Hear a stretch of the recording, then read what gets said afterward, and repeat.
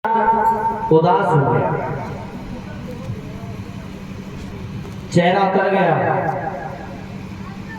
और दुर्योधन उदास होकर के भक्तों ये अपने घर की ओर चल दिया। धीरे धीरे घर पर पहुंचा और जब घर पर पहुंचा तो शकुनी ने आता हुआ देखा तो पूछ लिया, दुर्योधन क्या हुआ, तुम तो बड़े उदास लगते हो। अरे अभी तो गए थे तुम यहाँ हो रहा है वहां पर, लेकिन इतनी जल्दी लौट के चले आए, कारण क्या है, क्या बात है, कुछ तो बोलो। दुर्योधन कहता है, मामा क्या करूं, उस पांचवती की पत्नी आज मेरा बहुत बड़ा अपमान करती है। क्या बोले, अपमान किया है, मेरा पैर फिसल गया। तो द्रौपदी ये कहती है कि अंधे का अंधा पैदा हुआ दिखाई नहीं दिया। श्री मामा एक बात मेरी कान खोल करके सुन लो।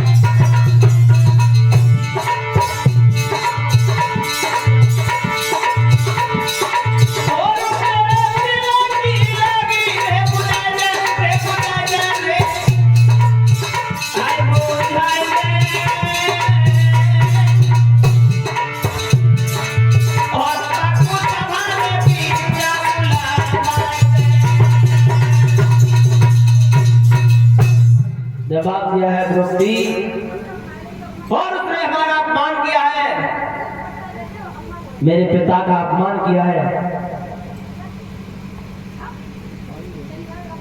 तो अपमान हम भी करेंगे, चाहे कुछ भी हो जाए, लेकिन हम द्रौपदी को छोड़ेंगे नहीं।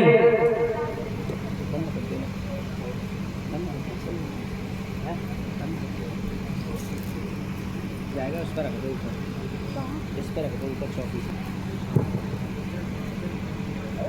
दुर्योधन की बात सुनी तो शकुनी कहते, देखो आप घबराओ, आप चिंता मत करो।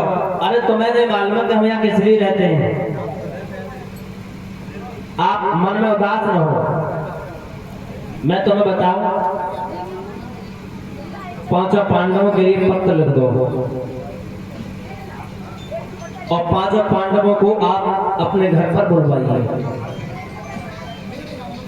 और घर पर बुलवाएंगे और घर पर बुलवा के हम जुआ का खेल खेलेंगे। अरे इधर दो कुर्सी डाल के बैठ जाओ भैया एक साथ में प्रसाद देने के लिए।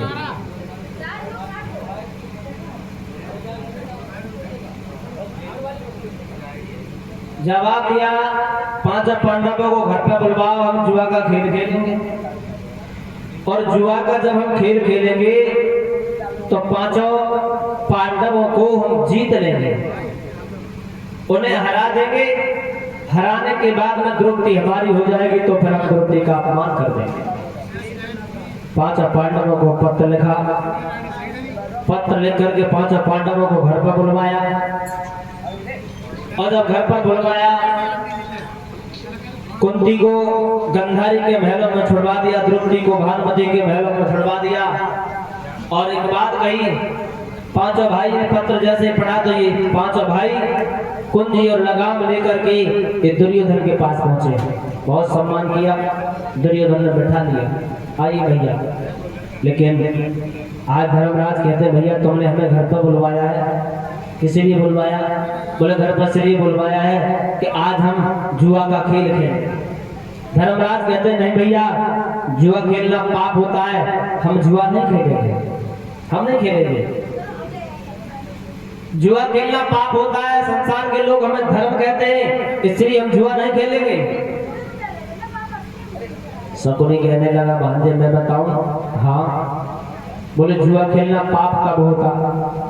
जब उसमें हम कोई धन लगाते हैं तब। अगर धन नहीं है तो जुआ खेलना कोई पाप भी नहीं होता है। लेकिन भक्तों एक कवि ये कहते हैं कि इंसान का जब बुरा समय आता है तो भगवान उसकी बुद्धि पहले ही खराब कर देता है। जब इंसान का बुरा समय आता है तो भगवान उसकी बुद्धि बिल्कुल विपरीत कर देता है। धर्मराज जुआ खेलने के लिए तैयार हुए, और जब जुआ खेलने के लिए तैयार हुए भक्तों, पहले तो ऐसे खेलते रहे। अंत में शकुनी ने एक बात कही, देखो भांजे ऐसे हम जुआ कब तक खेलते रहेंगे, ऐसा करो कुछ दांव पे लगा दीजिए। बोले मेरे पास तो कुछ है ही नहीं, दांव पे हम लगाए तो लगाया क्या? अरे बोले कुछ तो होगा। बोले कुछ नहीं है। ईटें रखी थी वो क्या कर दी? ईटें यहाँ पे 2 ईटें रखी थी वो किधर कर दी? मैं 2 ईटें अच्छी सी 2 ईटें लेके आओ। 2 हाँ।